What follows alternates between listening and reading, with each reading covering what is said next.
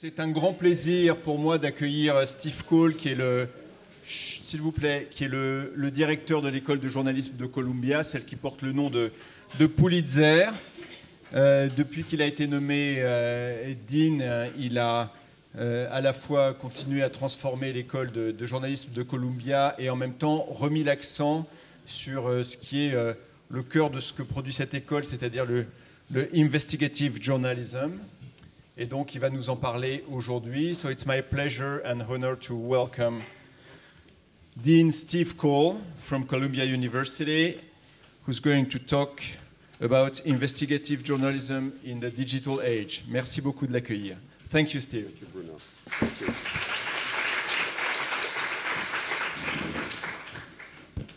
Thank you, Bruno. I apologize for speaking in English. I left my French in college, and believe me, you would be happy that I leave it there. I'm really glad to be here and to have an opportunity to change the subject a little bit. I think as journalists, when we talk about innovation, naturally we end up speaking about engagement, audience engagement, as the previous panel did and as the next will.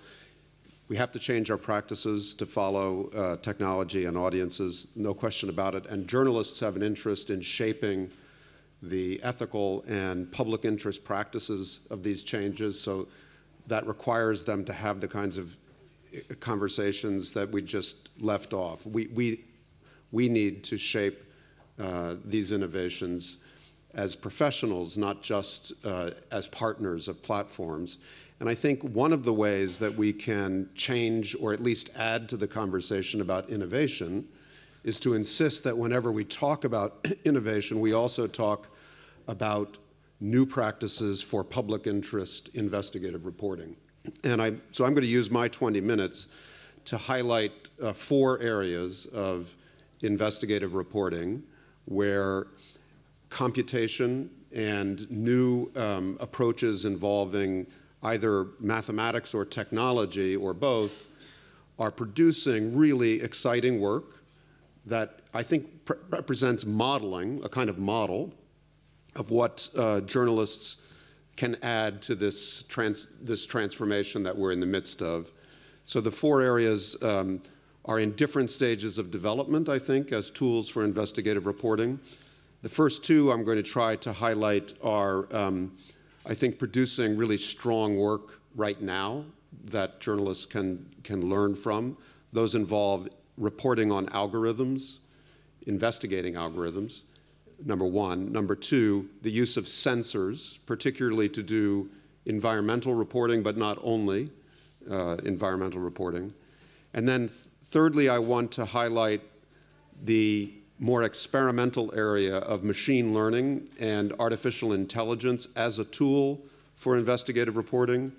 And then finally, I want to talk about the important area of investigating the use of social media platforms by ideological or commercial networks that may be manufacturing false, fake, misleading news, as we just experienced in our election, and it's coming your way in the form of Breitbart and lots of other manufacturing sites that will try, I'm sure, to imitate in France during the coming election the patterns that they were able to develop in the United States during the last election.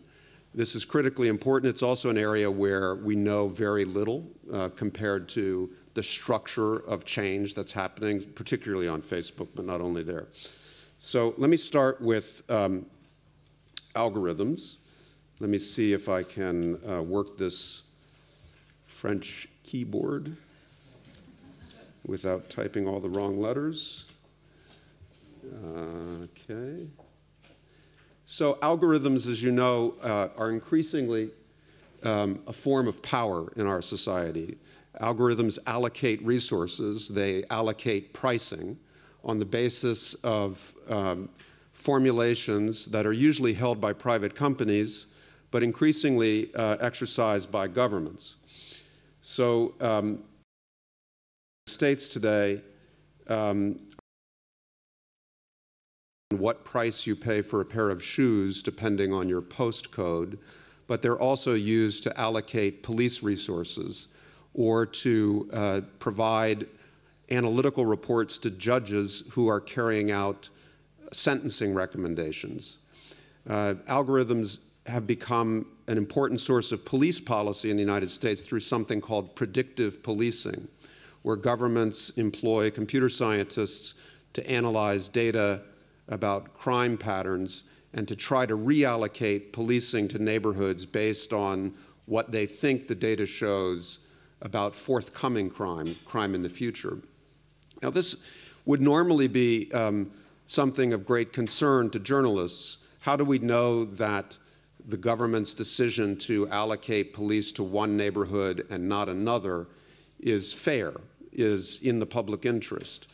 Well, in the old days, you might go down to the police station and ask the commissioner for data about information about why they are making the decisions they're making. You might go out into the neighborhoods, report in communities about where the police are present and where they're absent.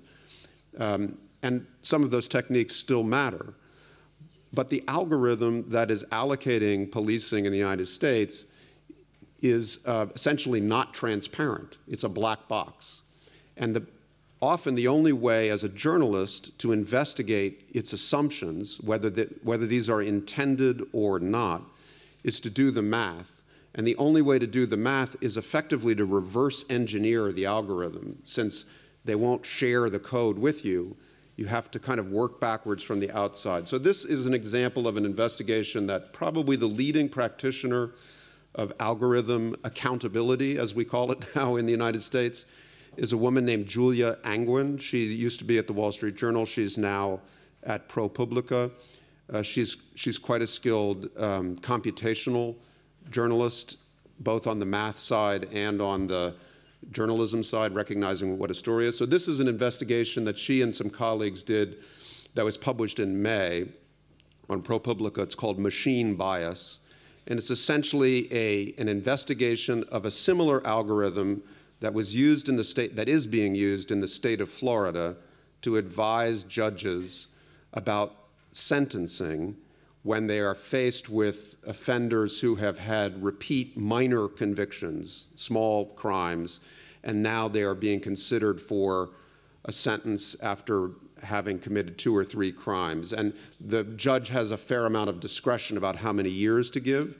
And this algorithm essentially tries to predict the likelihood that this individual will return to crime. And so Julia and her team kind of reverse engineered the assumptions of the algorithm, and they found very powerful evidence of racial discrimination. Of course, their assumption is that this was not intended, but it was a result of the way the formula was created. And without doing the math, it would have been impossible for them to clarify the results of this algorithmic practice. And if you look around your world today, there are so many algorithms that are exercising power in similar ways about the access that people have to insurance, the prices they have to pay, and then, as I say, increasingly governments are making decisions on this basis. Okay. Let me jump to a second area, sensors. You may be more familiar with the work that's emerging in this area, but essentially in industry, handheld devices that measure air quality or can reliably measure water quality are getting cheaper and cheaper. And they, of course, can be connected to broadband and internet services, and so you can monitor environmental quality in real time for a fairly affordable price from a journalist's perspective. So here's an example of an investigation that a newspaper in Houston carried out. A woman named Dina Capiello conceived the investigation. And what she did was essentially she went out and bought a number of these monitoring devices that are fairly cheap and portable, and she brought them into different neighborhoods around the city that were, in many cases, near oil refineries. And this is the investigation In Harm's Way. And this is that's a report about the investigation, and this is the piece itself. So they distributed these devices into communities and then had people working with public health scientists to validate the way they were distributing the devices. They had communities hang these monitors on trees, in playgrounds, on homes. I think they ultimately connected dozens and dozens of these together. And then they compared the results of what the monitors showed about air quality with government standards, and even showed that what the government was reporting about air quality was not the same as what their devices were showing. And you see now in many cities that struggle with air quality outside of the developed world, in India and in China particularly, public interest investigative reporters are using these techniques not just to measure air quality and to challenge the government's standards about air quality, but also to connect citizens in real time to actual information that you can log into and monitor yourself over the course of a day. There's a couple of big projects underway, essentially using these same techniques. If I had more time, I could walk you through 4 or 5 other sensor-based investigations that have focused on water quality. These are a little bit trickier to pull off because typically you need some kind of background information about where water quality may be at risk. One team at USA Today chose government data about lead manufacturing in the United States, sort of an old network of facilities, factories that were likely to have had lead that leached into the ground and therefore reached the water. So they had a map of places that they imagined might have trouble, and they brought their sensor equipment out to the field, took water samples, measured the quality, and were able to demonstrate that there was, in fact, quite a serious problem in dozens and dozens of communities. Now, that would have been a very difficult investigation to carry off 2 decades ago or even a decade ago. But as I say, the big breakthrough is that these devices are cheaper, more portable, and more accurate than ever before. So if you can think about where sensors might solve a problem, you can almost certainly figure out a way to do it affordably and in a reasonable amount of time. Although I think in all these sensor investigations, it's important to collaborate with universities, usually with public health scientists, so that your sampling choices and the techniques that you use hold up and are not that are scientifically kind of peer-reviewed. Okay, artificial intelligence and machine learning. Now, this is an area that in society has been the basis of many great promises over the last 30 or 40 years, and the delivery has been slow. But I think there is some reason to think that we are entering finally an era where artificial intelligence and machine learning will begin to deliver. In the case of investigative journalism, so far, the most interesting experiments are like this one. This was set up by a professor at New York University. It's called campaign-finance.org. This is Mary.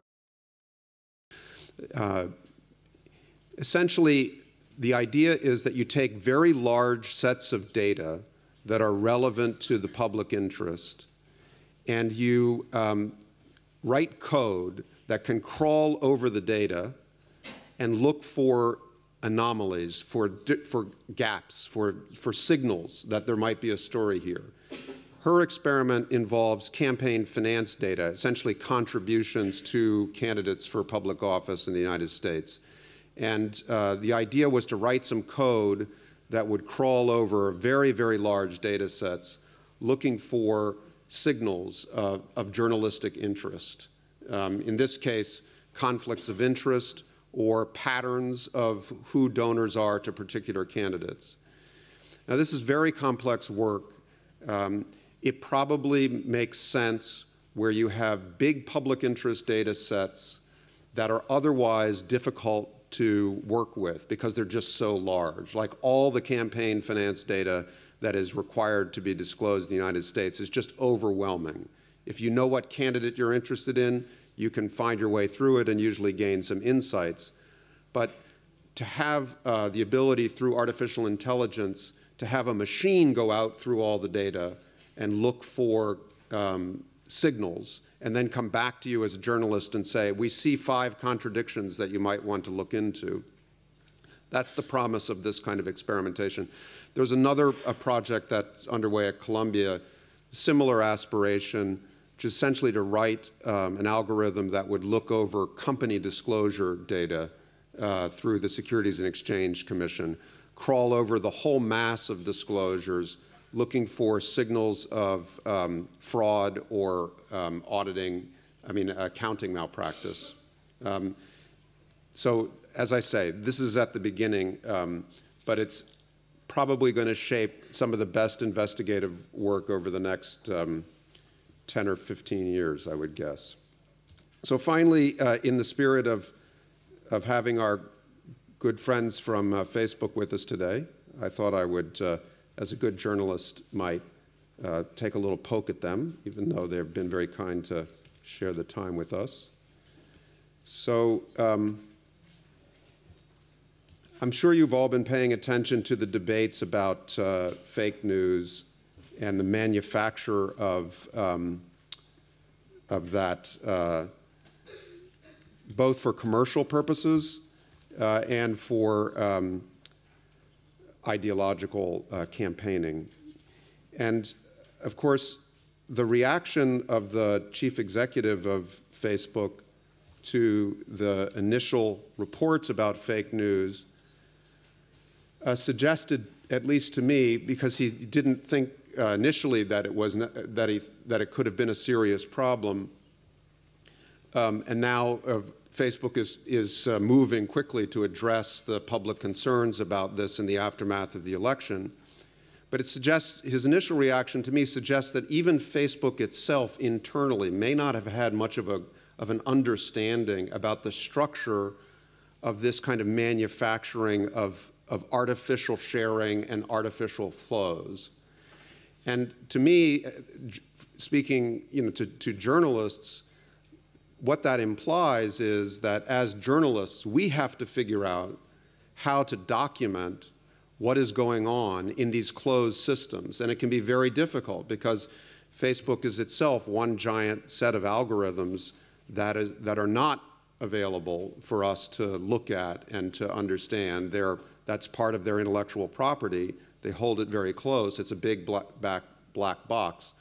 But there are ways that journalists, and this is probably the leading practitioner of this in the United States now, is a guy named Craig Silverman, who's at BuzzFeed. If you look at his work, this piece was an absolutely brilliant achievement.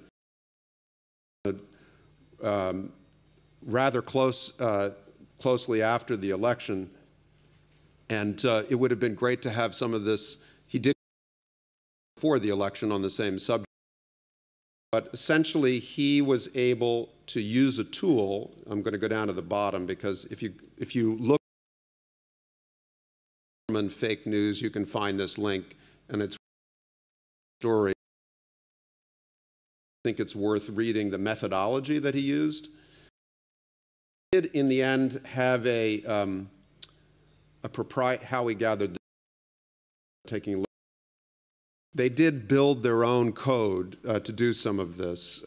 It's a program called BuzzSumo, and essentially it allows you to search Facebook and other social media platforms by keyword, URL, time range, and certain subjects. So they use that to set up a comparison between how often stories that were manufactured as fake news for political purposes, how often those stories were shared compared to a set of real stories from mainstream media organizations. And they kind of lay out their methodology. I'm sure other social scientists might find other ways to conduct this kind of experimenting. But the key is to have the tool to be able to run that comparison. They were able to show that fake news was shared more often than real news in the two sets of stories that they studied over a time period. That the fake news was shared, I think, about 8.7 million times, and the real news about 7 point something million times. So 55-45, but still alarming. Craig and his team have also been the ones who went to Macedonia and found these folks working in little mini factories manufacturing fake news for Facebook in Macedonia, even with some British journalists, got some of them on camera. But this is a new frontier. Time is of the essence. And I think unless outsiders independently asking these questions try to document, as he did, what is actually going on, what is the structure of this manufacturing, how is it working, why is the sharing successful, and so on, the public is going to be deprived of vital information, especially in the wave of populism that's with us now. I'm glad that Facebook is addressing this problem, and I'm interested to see what solutions they actually try to implement. But I think that investigative journalists at the same time have to do this themselves, independently, asking their own questions and using their own tools, because otherwise, we're not going to get the full picture.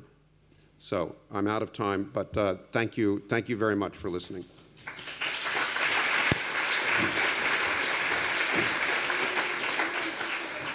What's that? Yeah, I've been given a reprieve to take a couple of questions if anybody has them. Anyone? Yes.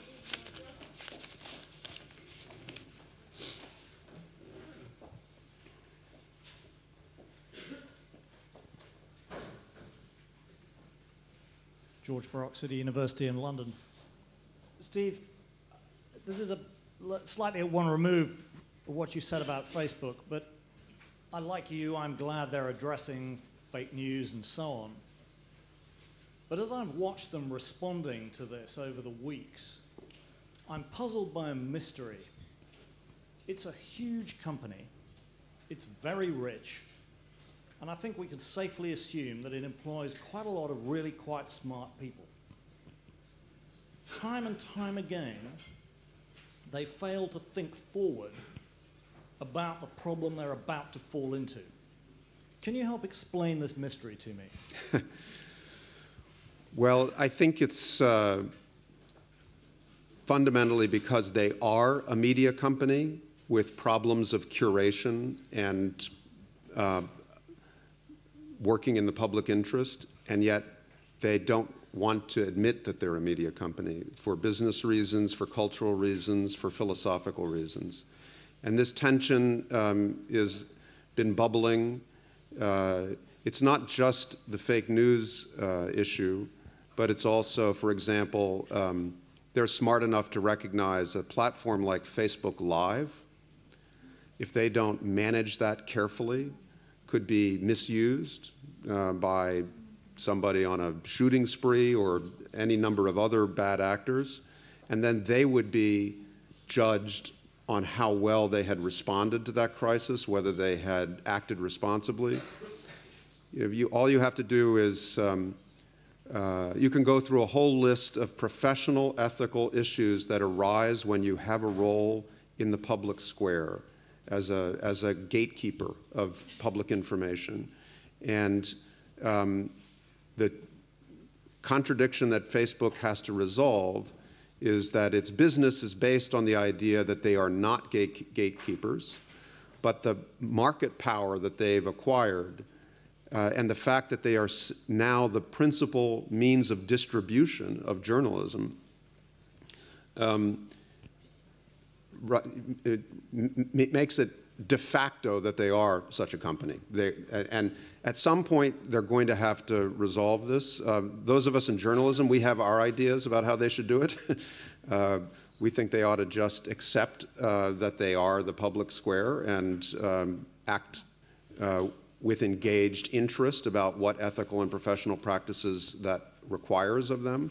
But they're independent, and they'll have to decide for themselves. I do think your question goes to the heart of the risk they face, which is if they wait too long and they make too many mistakes, they may lose the extraordinary position that they've built up.